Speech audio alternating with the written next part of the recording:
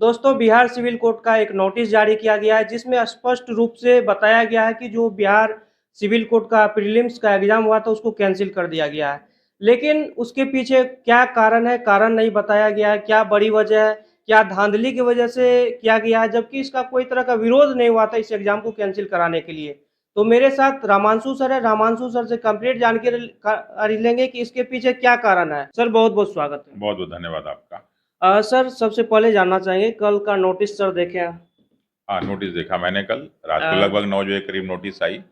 और नोटिस में ये कहा गया कि 15 मार्च को जो एग्ज़ाम हुआ था सिविल कोर्ट प्यून और ऑर्डरली का, वो जो है कैंसिल किया जाता है, लेकिन उसके कारण के बारे में कोई जानकारी नहीं दी गई। तो सर ऐसे में छात्र काफ़ी घबराए हुए हैं क्योंकि कोई विरोध भी नहीं किए थे कि एग्ज़ाम कैंसिल होना चाहिए, ना कोई तरह की धांधली सामने आई थी।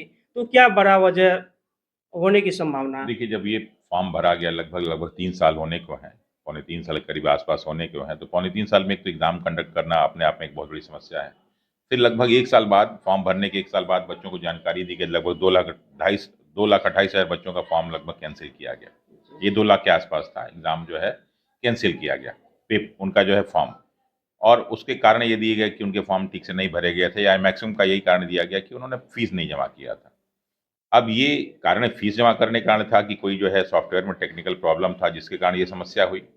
और उसके बाद जब इतने दिन बाद ये एग्ज़ाम कंडक्ट हुआ, तो एग्ज़ाम कंडक्ट होने के बाद बच्चे वेट कर रहे थे कि रामनवमी के आस-पास जो है आंसर की जारी होगी। बिल्कुल। तब तक जो है ये जो है आंसर की के पहले ही जो है कल शाम को फ्राइडे का दिन था और रामनवमी का भी दिन था, अचानक ये न्यूज़ आया कि ये एग्ज़ाम कैंसल किया जाता है। हाँ, एग्ज़ाम के दौरान कहीं-कहीं से कुछ-कुछ खबरें आई थी कि जो है कुछ बच्चे जो है वो मार्कशीट ऐसे ही रंग रहे थे, या फिर उनको कुछ को आंसर की जानकारी थी। ऐसा बहुत कम आया, ज़्यादा नहीं आया, तो इसलिए उसको सही नहीं माना जा सकता है। लेकिन कुछ को ल मिला इसकी सटीकता है। हाँ, कुछ को जो है मिला है इसकी भी जानकारी, तो हो सकता है ये एक बहुत बड़ा कारण हो और कोर्ट को इसकी जानकारी मिली हो, इसलिए ये पेपर कैंसल होने के बाद अगर इस तरह की घटनाएँ घटी हैं और हुआ तो ठीक है।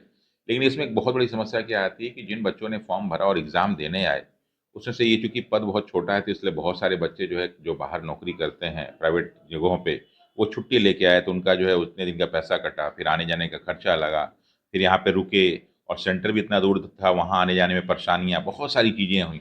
बहुत सारा नुकसान बच्चों का हुआ। ऐसे कंडीशन में जो है फॉर्म कैंसल होने से उनको धक्का लगा कि वो सोच रहे थे अच्छा पेपर भी सबका अच्छा हुआ था, लेकिन अगर कहीं पे धाँधली हुई है उसकी वजह से पेपर अगर कैंसल हुआ तो मान लीजिए ठीक है कि कम से कम जो लड़के ये सोच रहे थे कि हम निकल जाएँगे, उनके साथ ये समस्या नहीं।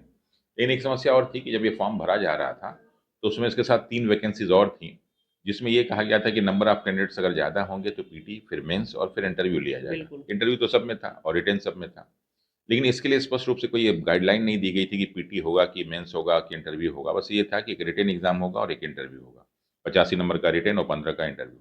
लेकिन बाद में जो है फिर ये मैसेज आने लगा कि जो है एक पीटी होगा, एक मेंस होगा और एक जो है इंटरव्यू होगा। एडमिट कार्ड में लिखा गया क्योंकि प्रीलिम्स का। एडमिट कार्ड के पहले जब ये लेटर जारी हुआ था सेंटर के लिए, तो उसमें भी लिखा था कि भाई उनको चाहिए 2 सुबह-शाम के लिए और प्रीलिम्स एग्ज़ाम उनको कराना है। तो उससे भी क्लियर हो गया कि भाई पीटी होगा, उसके बाद फिर जो है मेंस होगा। तो इससे एक बहुत बड़ी समस्या आई। कहीं ये एक समस्या का कारण तो नहीं कि एग्ज़ाम एक ही बार कराना था, 2 बार करा लिए इसलिए जो है ऐसे कैंसल करना पड़ा। तो कई कारण हो सकते हैं, लेकिन उसको हम जो है क्लियर नहीं कर पा रहे हैं जब तक वो नहीं बताएँगे।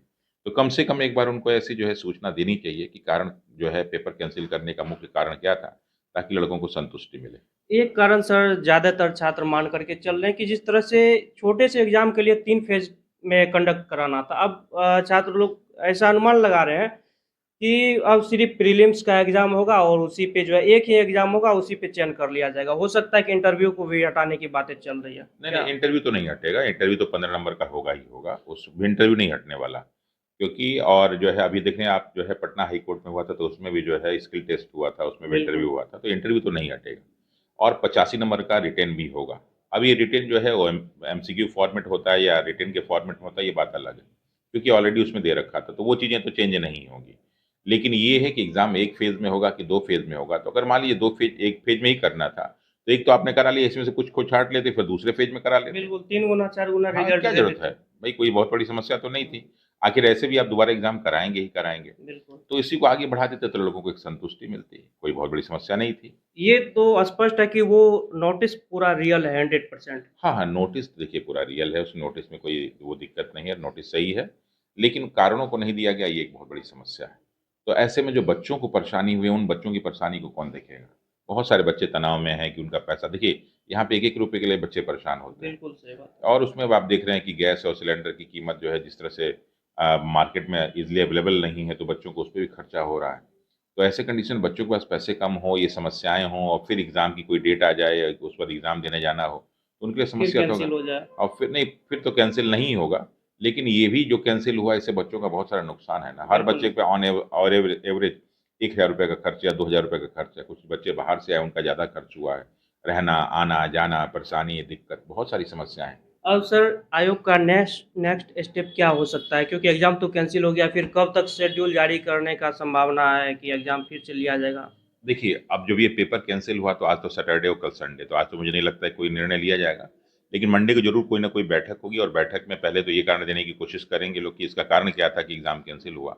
और दूसरा जल्दी से जल्दी वो कोशिश करेंगे कि एग्ज़ाम ले लें, ताकि जो एक समस्या बहुत बड़ी जो है, जिसमें लग रहा है कि बेइज़्ज़ती भी तो है ना, पेपर अगर बिल्कुल, कैंसल बिल्कुल। होता है। तो वो समस्याओं का समाधान हो सके और बच्चे भी जल्दी से जो है एग्ज़ाम दे के और अपनी नौकरी पा सकें क्योंकि ऑलरेडी 3 साल की देरी हो बिल्कुल। चुकी है। इसमें सर बहुत सारे छात्र मेंस की तैयारी में लग गए थे जिनका 65 प्लस आ रहा था। तो वैसे छात्र को कैसे समझाएँगे सर? देखिए, इसमें समझाया तो नहीं जा सकता, बस यही है कि फिर जो एग्ज़ाम होगा वो एमसीक्यू फॉर्मेट में ही एग्ज़ाम होगा, ठीक है? अब देखिए वो लोग क्या लेते हैं, लेकिन नॉर्मली यही होगा। तो अब निश्चित रूप से एक पैसे की बर्बादी, समय की बर्बादी तो हुई और इसको जो है वापस नहीं किया जा सकता। लेकिन आप लोग अपनी तैयारी को कंटिन्यू रखिएगा, क्योंकि एग्ज़ाम देना है आपको। बहुत सारे लोग बहुत लोग का जो पेपर छूट गया था, उनको भी हो सकता है दोबारा मौका मिले। वो जो 2,28,000 वाले हैं, हो सकता है उन पे भी कोई विचार-विमर्श हो सके। तो अगर इस तरह की चीज़ें हो जाएँगी तो सबको उसका लाभ मिलेगा। लेकिन देखिए क्या निर्णय लेती है कोर्ट, उसके बाद ही कुछ इस तरह का निर्णय हो ये सकता है। सर स्पष्ट आयोग करेगी सर, संभावना है आगे की किन कारणों की वजह से एग्ज़ाम को कैंसल किया देखिए, गया? चूँकि कोर्ट के प्रोसीजर है तो उसमें हम लोग बहुत कुछ नहीं कर सकते, लेकिन उनको ये प्रयास करना चाहिए कि बच्चों को संतुष्ट करने के लिए वो प्रयास करें। लेकिन सर सवाल ये भी होगा ना न्यायपालिका जो है वहाँ सब लोग पहुँचते हैं लेकिन वहाँ से ये गड़बड़ी मिले तो बहुत दुःख की बात है छात्रों के दरअसल लिए क्या है तो। कि ये दरअसल न्यायपालिका का काम परीक्षा कराना नहीं है। परीक्षा जो है न्यायपालिका के कुछ अधिकारियों को ज़िम्मेदारी दी गई थी और न्यायपालिका के पास कोई इस तरह का सिस्टम नहीं होता कि एग्ज़ाम कंडक्ट करा सके। लेकिन फिर भी ये कोशिश करते हैं कि इनके सारे अधिकारी, कर्मचारी, इवन कि जज लोग, रजिस्ट्रार लोग सारे के सारे व्यवस्था में लगे हुए थे। तो उनको इसके लिए बहुत बड़ा ज़िम्मेदार नहीं माना जा सकता, क्योंकि यहाँ न्यायपालिका न्याय की बात नहीं हो रही, यहाँ परीक्षा की बात हो रही है। तो उसको दोनों को आपस में तुलना नहीं किया जा सकता। लेकिन अगर पेपर कहीं आउट हुआ, चाहे इस तरह की कोई समस्या आई, तो प्रश्न चिन्ह तो संस्था पे उठ ही जाता है। बिल्कुल। हुँ। कंप्लीट जानकारी लिए अब भी अगला प्रश्न आपके मन में कोई है तो कमेंट के माध्यम से पूछ सकते हैं, पुनः सर से मिलने का प्रयास करेंगे। मिलते हैं अगली वीडियो में, तब तक के लिए आप सभी का बहुत-बहुत धन्यवाद।